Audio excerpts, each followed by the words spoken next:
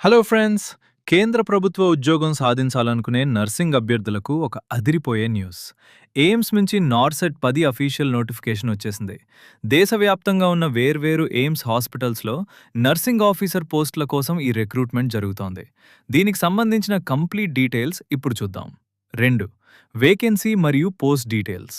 ముందుగా వేకెన్సీస్ విషయానికొస్తే ఈసారి మొత్తం 2551 పోస్టులను భర్తీ చేస్తున్నారు. ఇందులో ఒక ఇంపార్టెంట్ పాయింట్ ఏంటంటే 80-20 రూల్ ఉంటుంది. అంటే 80% పోస్టులు ఫీమేల్ కాండిడేట్స్కి, 20% మేల్ కాండిడేట్స్కి కేటాయించారు. ఇక శాలరీ విషయానికొస్తే ఇది పే లెవెల్ 7 కింద వస్తుంది.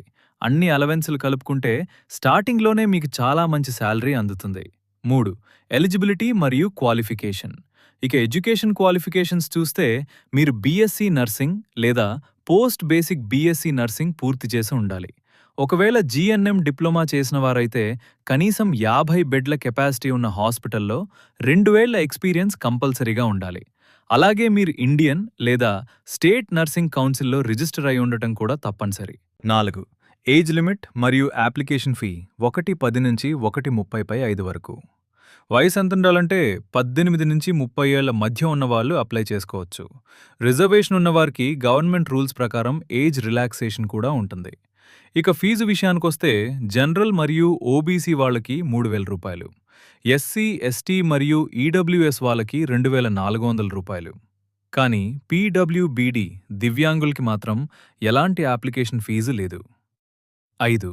ఇంపార్టెంట్ డేట్స్ మరియు కాల్ టు యాక్షన్ 1:35 నుంచి 2 వరకు. చివరిగా ఇంపార్టెంట్ డేట్స్ నోట్ చేసుకోండి. ఆన్లైన్లో అప్లై చేయడానికి లాస్ట్ డేట్ మార్చి 16, 2026. మనకి 2 స్టేజ్లలో ఎగ్జామ్స్ ఉంటాయి.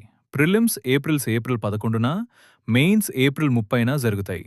మీకు ఇంట్రెస్ట్ ఉంటే వెంటనే AIIMSC.exams.ac.in వెబ్సైట్కి వెళ్ళి అప్లై చేయండి.